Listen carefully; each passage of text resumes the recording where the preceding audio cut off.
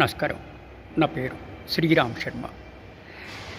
ఏదైనా civil court మీకు ఫేవర్గా ఇంటర్మ్ ఇంజంక్షన్ ఇచ్చింది. పలానా వ్యక్తి మీ ప్రాపర్టీలో ఇంటర్ఫియర్ అవ్వడానికి వీల్లేదు, మీ వ్యవహారాల్లో ఇంటర్ఫియర్ అవ్వడానికి వీల్లేదు అని ఇంటర్మ్ ఇంజంక్షన్ ఇచ్చిందనుకోండి.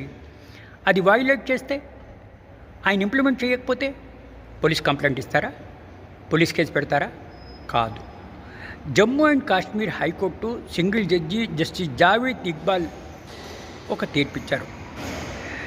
సివిల్ కోర్టులో ఇంజంక్షన్ గ్రాంట్ చేశాక వైలేట్ చేస్తే సదరు వ్యక్తి మీద అతను క్రిమినల్ కేసు ఫైల్ చేశాడు.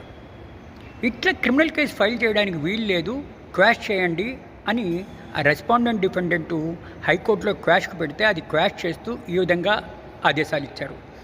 ఏదైనా సివిల్ కేసులో ఇంజంక్షన్ వైలేట్ చేస్తే ఆర్డర్ 39 రూల్ TA కింద సివిల్ ప్రిజన్ పంపించాలి. అంతేగాని పోలీస్ కేసు పెట్టడము, పోలీస్ స్టేషన్కి పంపించడము, క్రిమినల్ కేసు పెట్టడము, క్రిమినల్ కోర్టులో పంపించడము చేయడానికి వీలు లేదు. అది ఒప్పుకోదు కూడా చట్టం అని. అంటే దీని అర్థం ఏంటి? ఏదైనా సివిల్ కేసులో ఇంజంక్షన్ గ్రాంట్ చేస్తే కోర్టులు అది వైలేట్ చేస్తే ఆర్డర్ 39 రూల్ 2A CPCని అనుసరించి సివిల్ ప్రిజన్కి పంపించాలి. కానీ వాళ్ళ మీద ఇట్లా ఆర్డర్ వైలేట్ చేశారు కాబట్టి క్రిమినల్ కేసు పెట్టాలి, ట్రెస్పాస్ అయ్యారు, వైలేట్ చేశారు అని క్రిమినల్ కేసు పెట్టడానికి వీల్లేదు అని ఈ తీర్పు ద్వారా మనకు తెలుస్తోంది. ఒక్కటి మాత్రం గుర్తుపెట్టుకోవాలి, సివిల్ కోర్టులో ఇంజంక్షన్ ఇస్తే వైలేట్ చేస్తే ఆ సివిల్ కోర్టులోనే పిటిషన్ పెట్టాలి కానీ క్రిమినల్ కోర్టులో కాదు అని ఈ తీర్పు ద్వారా మరొకసారి మనకు తెలుస్తోంది. Thank you.